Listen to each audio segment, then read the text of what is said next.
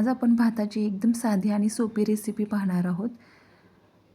तर त्याच्यासाठी मी भरपूर अशी कोथिंबीर, पुदिना, लसूण, आलं आणि मिरची घेतलेली आहे।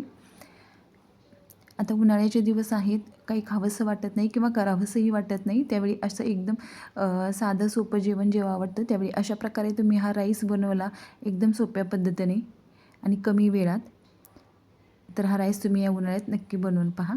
आता मी एका कढईमध्ये तेल टाकलेलं आहे, त्याच्यामध्ये तमालपत्र आणि मोहरी टाकलेली आहे। मोहरी चांगली तडतडली की आपण त्याच्यामध्ये जिरे टाकून घेणार आहोत। आता जिरं चांगलं फुललं की त्याच्यामध्ये आपण कढीपत्ता टाकून घेणार आहोत। आणि आता हा एक मध्यम आकाराचा कांदा मी बारीक असा कट करून घेतलेला आहे, तोही आपण सोनेरी रंगावर परतवून घेणार आहोत। तुम्ही आपल्या चॅनलवर नवीन असाल आणि अजून आपल्या चॅनलला सबस्क्राईब केले नाही तर अशा साध्या सोप्या आणि नवनवीन रेसिपी पाहण्यासाठी आपल्या चॅनलला लगेचच सबस्क्राईब करा। आता ही कोथिंबीर, पुदिना, लसूण, आलं आणि हिरवी मिरची याचं वाटण मी वाटून घेतलेलं आहे, ते या मसाल्यामध्ये या तेलामध्ये आपण परतवून घेणार आहोत।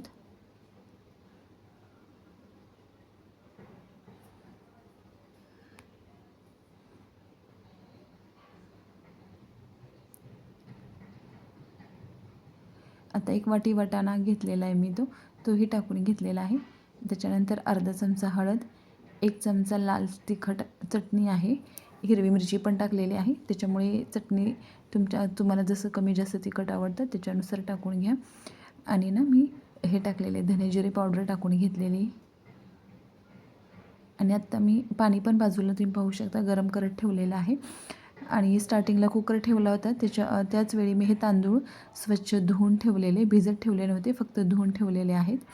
आणि ते आपण आता ते पण याच्यामध्ये मसाल्यांमध्ये सर्व छान परतवून घेणार आहोत।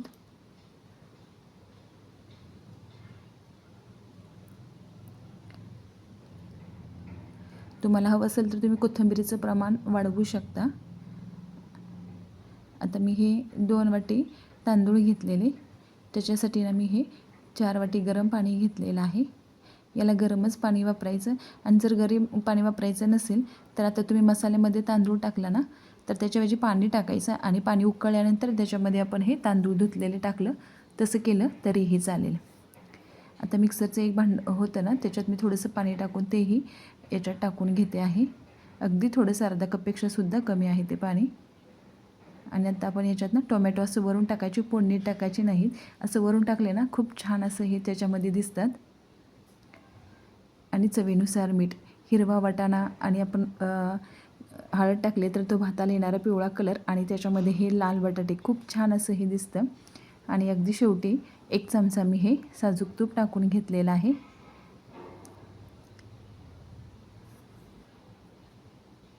आणि आता याला उकळी फुटलेली आहे, गरमच पाणी टाकलेलं आहे त्यामुळे लगेचच हा भात उकळतो आहे।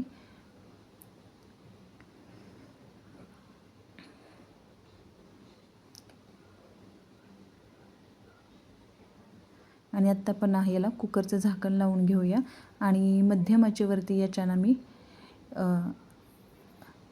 2 शिट्ट्या करून घेतलेल्या आहेत। हे पहा एकदम छान असा हा राईस तयार झालेला आहे, तुम्ही पाहू शकता। आपण मिक्स करून घेऊया। एकदा या पद्धतीने तुम्ही हा राईस करून पहा आणि कसा झाला आहे ते पण कमेंट करून नक्की सांगा। हे पहा खूप छान असा हा आपला राईस तयार झालेला आहे, अगदी सुट्टा सुट्टा किंवा मोकळा मोकळा असा राईस तयार झालेला आहे, तुम्ही पाहू शकता। खूप छान आणि चवीला पण खूप छान झालेला आहे। तर चला भेटूया पुन्हा एकदा अशाच एका नवीन रेसिपीसोबत। रेसिपी पाहिल्याबद्दल धन्यवाद।